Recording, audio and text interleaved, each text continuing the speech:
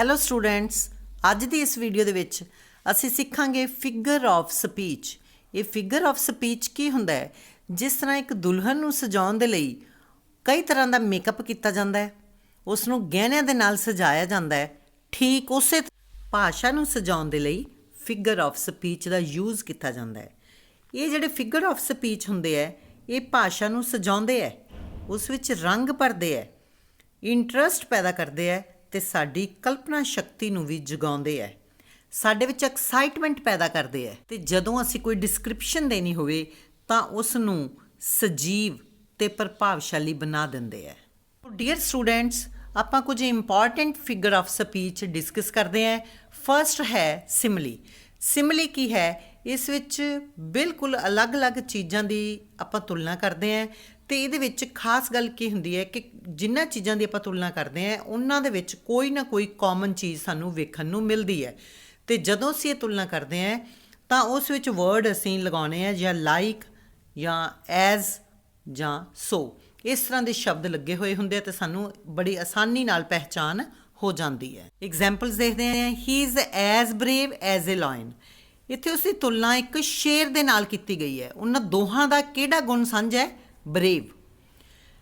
ਦੂਸਰਾ ਹੈ like a devotee throwing a handful of yellow rice to the birds. Like a devotee, ਇੱਕ ਸ਼ਰਧਾਲੂ ਦੀ ਤਰ੍ਹਾਂ। ਤੁਲਨਾ ਹੈ ਸ਼ਰਧਾਲੂ ਦੇ ਨਾਲ, ਲਾਈਕ ਵਰਡ ਦਾ ਯੂਜ਼ ਹੋਇਆ। ਬੁੱਕਾ shaped like a Chinese house of dreams. ਬੁੱਕਾ ਜਿਹੜਾ ਉਹਦੀ shape Chinese house of dreams ਵਰਗੀ ਹੈ, like. White as an angel is the English child. ਉਹ ਅੰਗਰੇਜ਼ ਬੱਚਾ ਇੰਨਾ ਗੋਰਾ ਹੈ ਜਿੰਨਾ ਕਿ ਇੱਕ ਫਰਿਸ਼ਤਾ। ਤੁਲਨਾ ਫਰਿਸ਼ਤੇ ਨਾਲ ਕੀਤੀ ਗਈ ਹੈ, ਕਾਮਨ ਗੁਣ ਹੈ ਵਾਈਟ। ਮੈਨੀ sisters and brothers like birds in there nest are ready for rest. ਬਹੁਤ ਸਾਰੇ ਭੈਣ ਭਰਾ ਉਹ ਵੀ ਆਪਣੇ ਆਰਾਮ ਕਰਨ ਉਸੇ ਤਰ੍ਹਾਂ ਚਲੇ ਜਾਂਦੇ ਆ ਜਿਸ ਤਰ੍ਹਾਂ ਪੰਛੀ ਆਲ੍ਹਣਿਆਂ ਦੇ ਵਿੱਚ ਚਲੇ ਜਾਂਦੇ ਹੈ। ਉਹਨਾਂ ਦਾ ਕੰਪੈਰੀਜ਼ਨ ਬਰਡਸ ਦੇ ਨਾਲ ਕੀਤਾ ਗਿਆ ਹੈ। ਫਿਲਮਾਂ ਵਿੱਚ ਵੀ ਗਾਣਿਆਂ ਨੂੰ ਸੁਪਰ ਹਿੱਟ ਕਰਨ ਦੇ ਲਈ ਸਿਮਲੀਜ਼ ਦਾ ਕਿਸ ਤਰ੍ਹਾਂ ਪ੍ਰਯੋਗ ਕੀਤਾ ਜਾਂਦਾ ਹੈ, ਚਲੋ ਦੇਖਦੇ ਹਾਂ ਫਿਲਮ ਦਾ ਇੱਕ ਸੀਨ।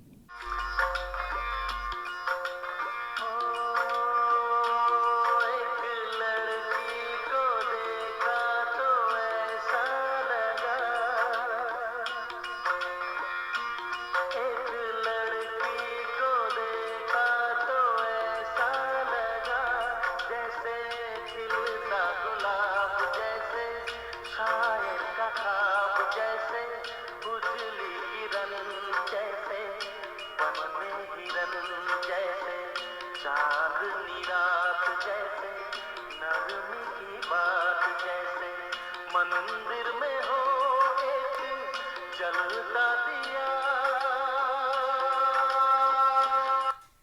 तो हम देखते हैं कि उसने लड़की की सुंदरता को बताने के लिए क्या क्या सिमलीज का यूज़ किया है। खिलता गुलाब, शायर का ख्वाब, उजली किरण, चांदनी रात वगैरह वगैरह। Next is मैटाफर। मैटाफर की है?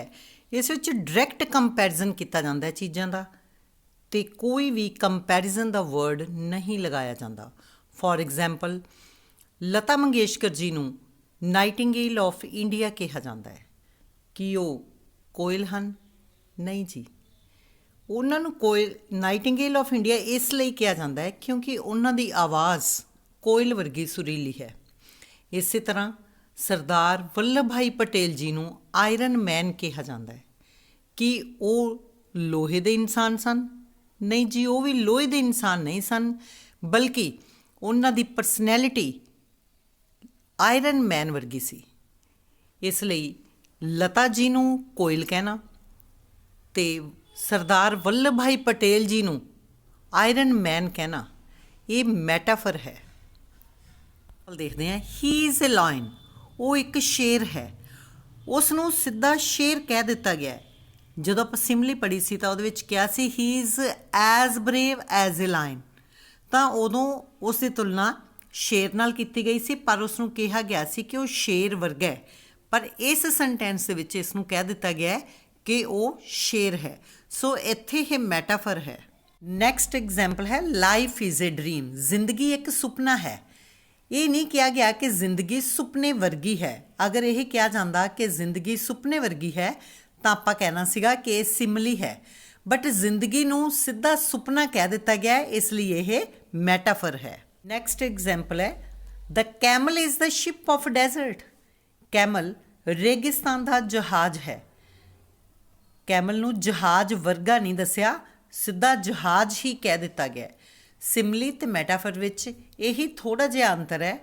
ਮੈਟਾਫਰ ਵਿੱਚ ਸਿੱਧਾ ਨਾਮ ਦੇ ਦਿੱਤਾ ਜਾਂਦਾ ਹੈ, ਪਰ ਸਿਮਲੀ ਦੇ ਵਿੱਚ ਉਸ ਦੀ ਤੁਲਨਾ ਕਰ ਦਿੱਤੀ ਜਾਂਦੀ ਹੈ ਸੋ ਐਜ਼ ਜਾਂ ਲਾਈਕ ਵਰਡ ਲਗਾ ਕੇ। ਇੱਕ ਚੀਜ਼ ਹੋਰ, ਜਦੋਂ ਅਸੀਂ ਮੈਟਾਫਰ ਨੂੰ ਆਈਡੈਂਟੀਫਾਈ ਕਰਦੇ ਹਾਂ, ਅਗਰ ਸਾਨੂੰ ਕੰਪਲੀਟ ਸੈਂਟੈਂਸ ਦਿੱਤਾ ਹੋਇਆ ਹੈ ਤਾਂ ਉਸ ਵਿੱਚ is, am, are, has, have ਜਾਂ ਕੋਈ ਨਾ ਕੋਈ ਵਰਬ ਹੋਏਗਾ। ਲੇਕਿਨ ਅਗਰ ਸਾਨੂੰ ਕੋਈ ਫਰੇਜ਼ ਦਿੱਤੀ ਹੋਈ ਹੈ ਤਾਂ ਫਿਰ ਕੋਈ ਜ਼ਰੂਰੀ ਨਹੀਂ ਹੈ ਕਿ ਇਹ ਆਈਡੈਂਟੀਫਾਈ ਵਾਲੇ ਵਰਡ ਮਿਲਣ। For example ice block cold eyes, ਇਹਦੇ ਵਿੱਚ ਵੀ ਹੈ ਤਾਂ ਇਹ metaphor, but is, am, are, has, have ਜਾਂ ਵਰਬ ਨਹੀਂ ਲੱਗਿਆ ਕਿਉਂਕਿ ਇਹ ਸਿਰਫ ਫਰੇਜ਼ ਹੈ। ਸਿਮਲੀ ਤੇ ਮੈਟਾਫਰ ਵਿੱਚ ਬਹੁਤ ਥੋੜ੍ਹਾ ਜਿਹਾ ਅੰਤਰ ਹੈ। ਇਸ ਅੰਤਰ ਨੂੰ ਸਮਝਣ ਦੇ ਲਈ ਆਪਾਂ ਕੁਝ ਹੋਰ ਐਗਜ਼ਾਮਪਲਸ ਲੈਂਦੇ ਹਾਂ। ਇਨ ਦ ਬੈਟਲ ਹੀ ਫੌਟ ਬਰੇਵਲੀ ਲਾਈਕ ਏ ਲਾਇਨ। ਬੈਟਲ ਵਿੱਚ ਉਹ ਸ਼ੇਰ ਦੀ ਤਰ੍ਹਾਂ ਬਹਾਦਰੀ ਦੇ ਨਾਲ ਲੜਿਆ, ਇਹ ਹੈ ਜੀ ਸਿਮਲੀ। ਹੀ ਵਾਜ਼ ਏ ਲਾਇਨ ਇਨ ਦ ਬੈਟਲ, ਉਹ ਬੈਟਲ ਵਿੱਚ ਸ਼ੇਰ ਸੀ, ਇਹ ਹੈ ਮੈਟਾਫਰ। ਇੱਥੇ ਉਸ ਨੂੰ ਸਿੱਧਾ ਸ਼ੇਰ ਕਹਿ ਦਿੱਤਾ ਗਿਆ, ਇੱਥੇ ਉਸ ਦੀ ਤੁਲਨਾ ਸ਼ੇਰ ਦੇ ਨਾਲ ਕੀਤੀ ਗਈ ਹੈ ਲਾਈਕ ਵਰਡ ਦਾ ਯੂਜ਼ ਕਰਕੇ। Next she was as busy as a bee, ਇੱਥੇ ਉਸ ਦੀ ਤੁਲਨਾ ਸ਼ਹਿਦ ਦੀ ਮੱਖੀ ਨਾਲ ਕੀਤੀ ਗਈ ਹੈ ਐਜ਼ ਵਰਡ ਲਗਾ ਕੇ, ਇਹ ਸਿਮਲੀ ਹੈ। ਸ਼ੀ ਵਾਜ਼ ਏ ਬਿਜ਼ੀ ਬੀ, ਇੱਥੇ ਉਸ ਨੂੰ ਸਿੱਧਾ ਹੀ ਬਿਜ਼ੀ ਬੀ ਕਹਿ ਦਿੱਤਾ ਗਿਆ ਹੈ, ਇਹ ਹੈ ਮੈਟਾਫਰ। ਚਲੋ ਹੁਣ ਫਿਲਮੀ ਦੁਨੀਆ ਵਿੱਚ ਮੈਟਾਫਰ ਦੀ ਇੱਕ ਐਗਜ਼ਾਮਪਲ ਦੇਖਦੇ ਹਾਂ। मेरी हंसनी कहाँ उड़ चली, मेरे अरमानों के पंख लगा के कहाँ उड़ चली, ओ हंसनी मेरी हंसनी। ਇਸ ਸੀਨ ਦੇ ਵਿੱਚ ਲੜਕੀ ਨੂੰ ਸਿੱਧਾ ਹੀ ਹੰਸਨੀ ਕਹਿ ਦਿੱਤਾ ਗਿਆ ਹੈ। ਡੀਅਰ ਸਟੂਡੈਂਟਸ, ਕੀ ਤੁਸੀਂ ਕਦੇ ਦਰਖਤਾਂ ਨੂੰ ਗੱਲਾਂ ਕਰਦੇ ਸੁਣਿਆ ਜਾਂ ਕਦੇ ਦਰਖਤਾਂ ਨੂੰ ਜਾਂ ਫੁੱਲਾਂ ਨੂੰ ਨੱਚਦੇ ਦੇਖਿਆ ਜਾਂ ਫਿਰ ਕਦੇ ਸੂਰਜ ਨੂੰ ਬਾਹਾਂ ਫੈਲਾਉਂਦੇ ਹੋਏ ਦੇਖਿਆ? ਜੀ ਨਾ ਤਾਂ ਇਹ ਮੈਂ ਦੇਖਿਆ ਤੇ ਨਾ ਹੀ ਤੁਸੀਂ ਦੇਖਿਆ ਹੋਣਾ ਹੈ। ਪਰ ਜਿਹੜੇ ਪੋਇਟ ਲੋਕ ਹੁੰਦੇ ਹੈ, ਉਹ ਜਦੋਂ ਪੋਇਟਰੀ ਲਿਖਦੇ ਹੈ ਤਾਂ ਉਹ ਇਹ ਸਾਰੀਆਂ ਗੱਲਾਂ ਦਾ ਜ਼ਿਕਰ ਆਪਣੀ ਪੋਇਟਰੀ ਦੇ ਅੰਦਰ ਕਰਦੇ ਹੈ। ਉਹ ਕੀ ਕਰਦੇ ਹੈ, ਜਦੋਂ ਇਸ ਤਰ੍ਹਾਂ ਦੀਆਂ ਗੱਲਾਂ ਕਰਦੇ ਹੈ ਤਾਂ ਜਿਹੜੀਆਂ ਬੇਜਾਨ ਜਿਹੀਆਂ ਚੀਜ਼ਾਂ ਹੈਗੀਆਂ ਉਹਨਾਂ ਨੂੰ ਇਸ ਤਰ੍ਹਾਂ ਪੇਸ਼ ਕਰਦੇ ਹੈ ਕਿ ਜਿਵੇਂ ਉਹਨਾਂ ਦੇ ਅੰਦਰ ਜਿਉਂਦੇ ਜਾਗਦੇ ਇਨਸਾਨ ਹੋਣ। ਤਾਂ ਬੇਜਾਨ ਦੇ ਅੰਦਰ ਇਨਸਾਨਾਂ ਵਰਗੇ ਇਮੋਸ਼ਨਸ ਦਿਖਾਉਣਾ, ਇਹ ਹੀ ਪਰਸੋਨੀਫਿਕੇਸ਼ਨ ਹੁੰਦਾ ਹੈ। ਸੋ ਮੈਂ ਗੱਲ ਕਰ ਰਹੀ ਸੀ ਪਰਸੋਨੀਫਿਕੇਸ਼ਨ ਬਾਰੇ ਤੇ ਮੈਨੂੰ ਪੂਰੀ ਉਮੀਦ ਹੈ ਕਿ ਤੁਹਾਨੂੰ ਪਰਸੋਨੀਫਿਕੇਸ਼ਨ ਸਮਝ ਆ ਗਿਆ ਹੋਵੇਗਾ। ਪਰਸੋਨੀਫਿਕੇਸ਼ਨ ਦੀ ਐਗਜ਼ਾਮਪਲ ਦੇਖਦੇ ਹਾਂ। The sun stretched his golden arms and greeted everyone with his kind smile, ਕਿ ਸੂਰਜ ਨੇ ਆਪਣੀਆਂ ਗੋਲਡਨ ਆਰਮਸ ਇਸ ਤਰ੍ਹਾਂ ਫੈਲਾਈਆਂ ਹੋਈਆਂ ਹੈ ਕਿ ਉਹ ਹਰ ਇੱਕ ਦਾ ਸਵਾਗਤ ਕਰ ਰਿਹਾ ਕਾਈਂਡ ਸਮਾਈਲ ਦੇ ਨਾਲ।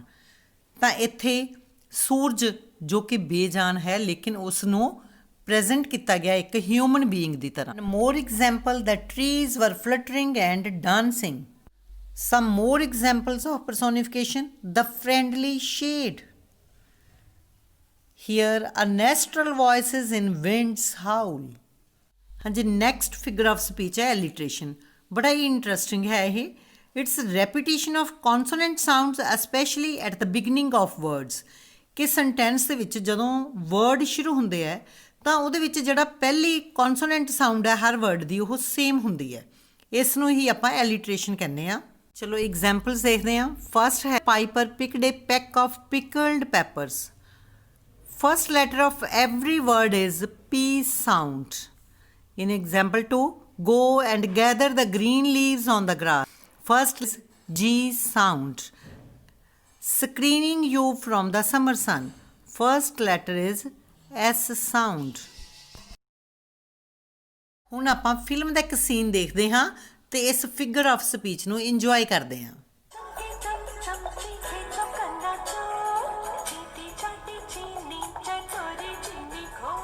खड़कने से खड़कती है खिड़कियां, खिड़कियों के खड़कने से खड़कता है खड़क से। पके पेड़ पर पका पपीता, पका पेड़ या पका पपीता, पके पेड़ को पकड़े पिंकू, पिंकू पकड़े पका पपीता। बोलो।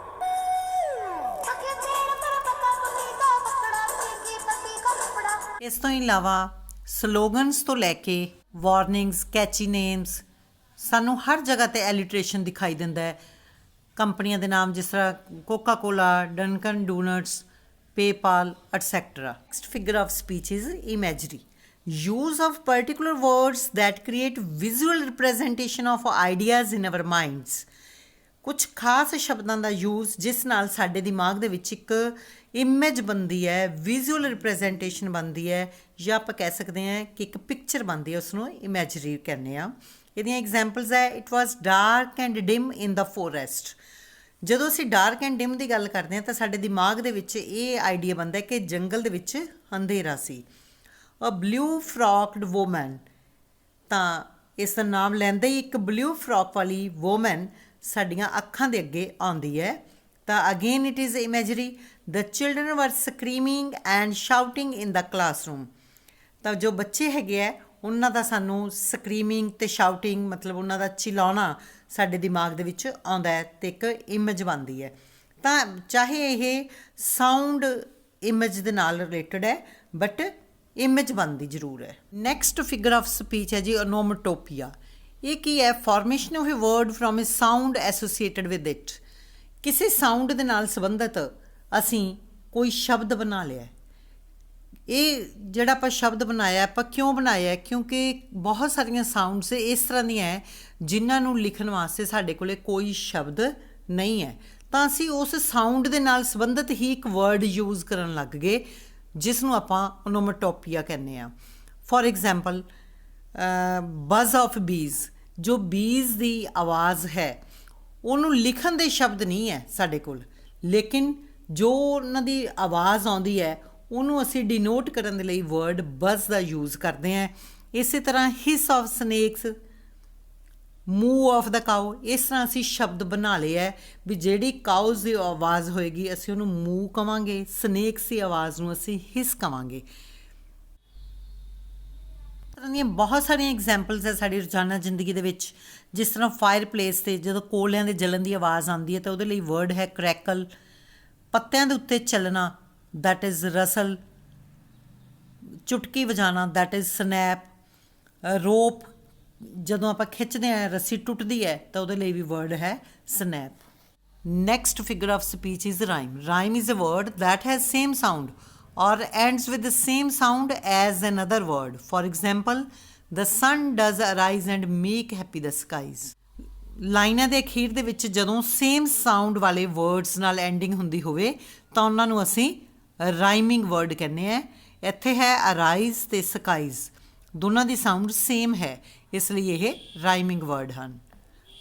ਆਈ ਹੋਪ ਤੁਹਾਨੂੰ ਫਿਗਰਸ ਆਫ ਸਪੀਚ ਅੱਛੀ ਤਰ੍ਹਾਂ ਸਮਝ ਆ ਗਏ ਹੋਣਗੇ ਅਤੇ ਤੁਸੀਂ ਪ੍ਰੈਕਟਿਸ ਲਈ ਇਹ ਐਕਸਰਸਾਈਜ਼ ਕਰ ਸਕਦੇ ਹੋ। ਤੁਹਾਨੂੰ ਇਹ ਵੀਡੀਓ ਪਸੰਦ ਆਈ ਹੋਵੇ ਤਾਂ ਆਪਣੇ ਫਰੈਂਡਸ ਨਾਲ, ਆਪਣੇ ਕਲਾਸਮੇਟਸ ਨਾਲ ਇਸ ਵੀਡੀਓ ਨੂੰ ਸ਼ੇਅਰ ਕਰੋ। Thank you. Have a nice day.